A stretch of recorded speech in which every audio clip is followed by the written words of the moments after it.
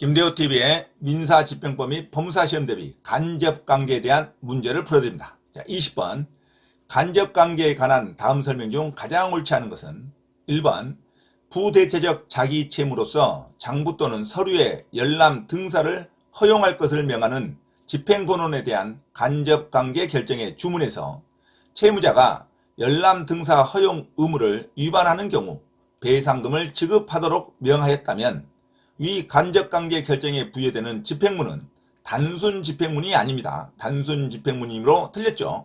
집행문은 재판장의 명령에 의해 부여되어야 합니다. 이 경우에 특별한 사정이 없는 한 집행문 부여에 대한 이의소의 대상이 되지 않는다가 틀렸죠. 집행문에 대한 이의소의 대상이 됩니다. 1번이 정답이죠. 2번 부작위 채무의 위반 행위는 원칙적으로 집행권은 성립 후에 생긴 것이어야 하지만 위반 상태가 집행권은 성립 전부터 있었어도 집행권은 성립 후에 행위에 의하여 침해 상태가 계속되는 경우에는 부작위 채무에 대한 집행의 대상이 된다고 보아야 한다. 맞는 문장입니다.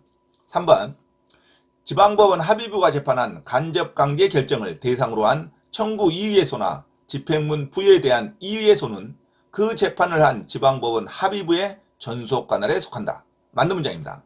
4번 부대체적 자기채무의 이행을 명하는 가처분 결정과 함께 그 의무 위반에 대한 간접관계 결정이 동시에 이루어진 경우에는 그 간접관계 결정에 기한 강제 집행을 반드시 가처분 결정이 송달된 날로부터 2주 이내에 할 필요는 없다. 맞는 문장입니다. 5번 간접관계 결정 발령 후에 채무자가 부대체적 자기채무를 이행하였다고 하더라도 이미 발생한 강제금 지급 의무는 소멸하지 않고 다만 간접관계 결정에 대하여 부대체적 자기채무의 이행을 이유로 하는 채무 청구 이의의 소를 제기할 수 있다. 맞는 문장이죠. 자, 다음은 민사집행법 간접관계에 대한 문제를 풀어드립니다. 자, 20번 간접관계에 관한 다음 설명 중 가장 옳지 않은 것은 정답 1번이 틀린 문장입니다. 1번 부대체적 자기채무로서 장부 또는 서류의 열람 등사를 허용할 것을 명하는 집행권원에 대한 간접관계 결정의 주문에서 채무자가 열람 등사 허용 의무를 위반하는 경우 배상금을 지급하도록 명하였다면 위 간접관계 결정에 부여되는 집행문은 단순 집행문이 아닙니다. 집행문은 재판장의 명령에 의해서 부여되어야 합니다. 단순 집행문이므로 틀린 문장이죠. 위 경우에 특별한 사정이 없는 한 집행문 부여에 대한 이의소의 대상이 되지 않는다가 틀린 문장입니다. 집행문 부여에 대한 이의소의 대상이 됩니다. 2번 부작위 채무의 위반 행위는 원칙적으로 집행권은 성립 후에 생긴 것이어야 하지만 위반 상태가 집행권은 성립 전부터 있었어도 집행권은 성립 후에 행위에 의하여 침해 상태가 계속되는 경우에는 부작위 채무에 대한 집행의 대상이 된다고 보아야 한다. 맞는 문장입니다. 자, 3번 지방법원 합의부가 재판한 간접관계 결정을 대상으로 한 청구 이의소나 집행문 부여에 대한 이의소는 그 재판을 한 지방법원 합의부의 전속관할에 속합니다. 자, 4번 부대체적 자기채무의 이행을 명하는 가처분 결정과 함께 그 의무 위반에 대한 간접관계 결정이 동시에 이루어진 경우에는 그 간접관계 결정에 기한 강제 집행을 반드시 가처분 결정이 송달된 날로부터 2주 이내에 할 필요는 없습니다. 맞는 문장이죠. 5번 간접관계 결정 발령 후에 채무자가 부대체적 자기채무를 이행하였다고 하더라도 이미 발생한 강제금 지급 의무는 소멸하지 않고 다만 간접관계 결정에 대하여 부대체적 자기채무의 이행을 이유로 하는 청구 이의소를 제기할 수 있다. 맞는 문장이죠. 자, 다음은 간접관계에 대한 민사집행법 문제를 풀어드립니다. 자, 20번 간접관계에 관한 다음 설명 중 가장 옳지 않은 것은 정답 1번이 정답입니다. 1번이 틀린 문장이죠.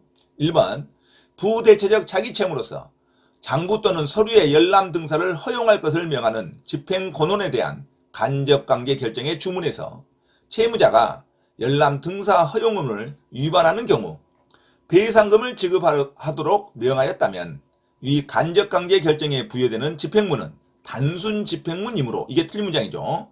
이때의 집행문은 재판장의 명령에 의해 부여되어야 합니다.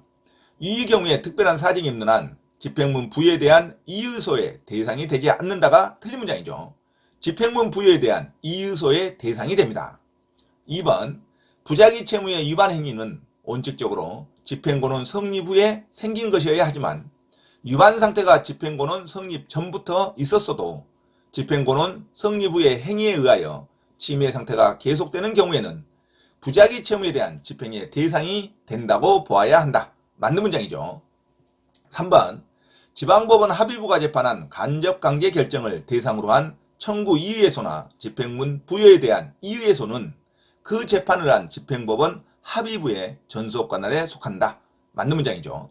자, 4번 부대체적 자기채무의 이행을 명하는 가처분 결정과 함께 그 의무 위반에 대한 간접관계 결정이 동시에 이루어진 경우에는 그 간접관계 결정에 대한 강제 집행을 반드시 가처분 결정이 송달된 날로부터 2주 이내에 할 필요는 없다. 맞는 문장입니다.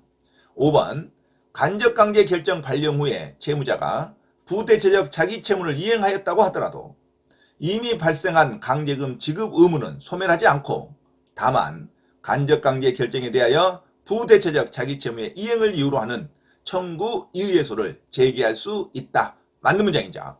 이상 간접관계에 대한 민사집행법 문제 20번 간접관계에 관한 다음 설명 중 가장 옳지 않은 것 정답 1번으로 기억하시기 바랍니다.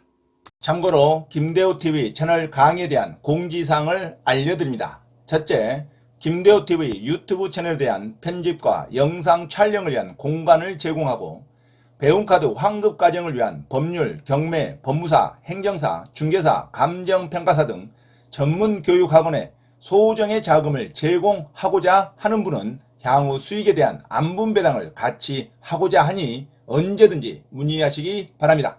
둘째, 김대호 교수 강의에서는 매주 3시간 경매 실전 투자반, 공인중개사 1차, 2차 합격반, 행정사, 법무사 1차 기출문제 풀이반 수업을 시작합니다. 김대호 교수 강의를 들으면 경매 실전 투자를 누구나 할 수 있으며 공인중개사 자격증도 취득할 수 있습니다. 또한 행정사, 법무사 시험 준비를 위한 기본적 법률 마인드를 갖출 수 있습니다. 수강을 신청하고자 하는 분은 문자로 문의하시기 바랍니다. 이상 김대호TV 채널에서 말씀드렸습니다. 감사합니다.